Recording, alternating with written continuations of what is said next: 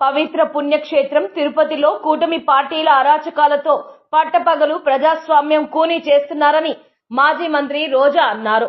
నగర ప్రథమ పౌరురాలు mayor doctor Sirisha నగరపాలక ప్రత్యేక సమావేశాలకు వెళ్లలేని దుస్థితి. ఎంపీ ఎమ్మెల్సీ ఉన్న వాహనంపై దాడి చేసి పలువురు కార్పొరేటర్లను పోలీసులు ముందే అపహరించుకుపోయారు. శ్రీవారి ప్రసాదాలపై కల్తీ నిందలు వేసిన వారు 6 భక్తుల మరణాలకు కారణమైన వారికి ప్రజాస్వామ్యాన్ని కూనీ చేయడం పెద్ద విషయం కాకపోవచ్చు. ప్రజలు కూటమి అరాచకాలపై తిరగబడే రోజులు ఎక్కువ దూరంలో లేవు. తిరుపతిలో కూటమి పార్టీల అరాచకాలను తీవ్రంగా ఖండిస్తున్నామని చెప్పారు.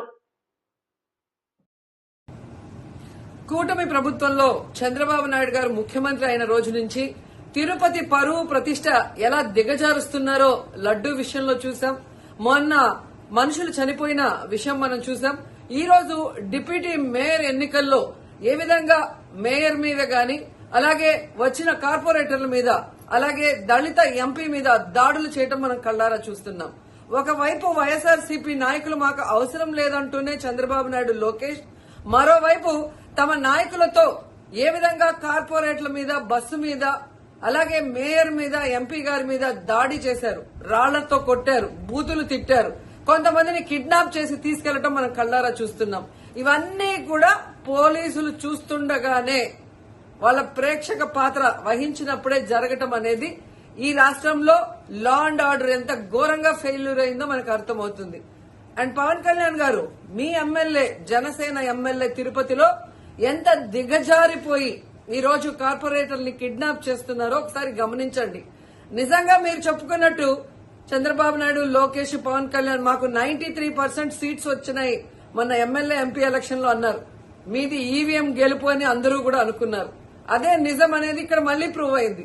ఎందుకంటే నిజంగా ప్రజల ఓట్లతో మీరు 93% సీట్లు సంపాదించుంటే ఈ రోజు ఒక డిప్యూటీ మేయర్ పోస్ట్ కి ఇంత రాద్ధాంతం చేసి ఈ విధంగా రౌడీజం, గుండాయిజం చేసి కిడ్నాప్ చేయాల్సిన అవసరం ఉందా అని నేను అడుగుతున్నా.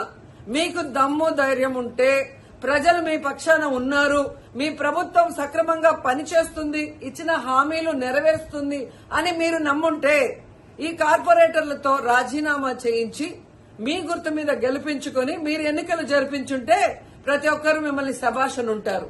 కానీ ఇక్కడ జరిగే ఒక డిప్యూటీ మేయర్ ఎన్నికలకే ఈ విధంగా ఒక మహిళని చూడకుండా మేయర్ ని ఏ విధంగా హ్యూమిలేట్ చేస్తున్నారు, ఆమె మీద దాడి చేస్తున్నారు, అలాగే ఒక దళిత ఎంపీ గురుమూర్తి గారి మీద ఎలా బూతులతో తిట్టి దాడి చేస్తున్నారో టీవీలో అందరూ గమనిస్తున్నారు.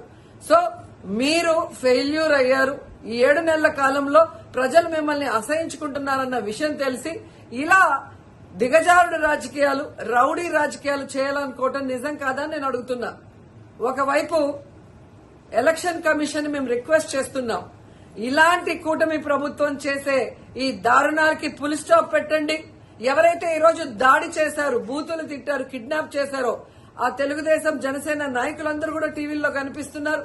వాళ్ళందరినీ కూడా అరెస్ట్ చేసి వాళ్ళకి పనిష్మెంట్ ఇవ్వాలి.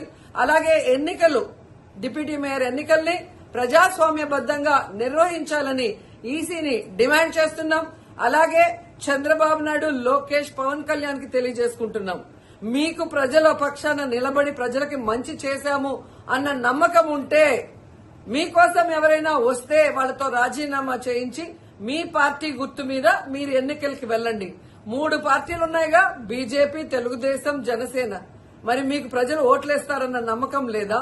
లేదా ప్రజాబద్దంగా గెలిచిన కార్పొరేటర్లతో మీరు రిజైన్ చేయిస్తే వాళ్ళు గెలుస్తారన్న నమ్మకం లేదా అని ప్రశ్నిస్తున్నాను.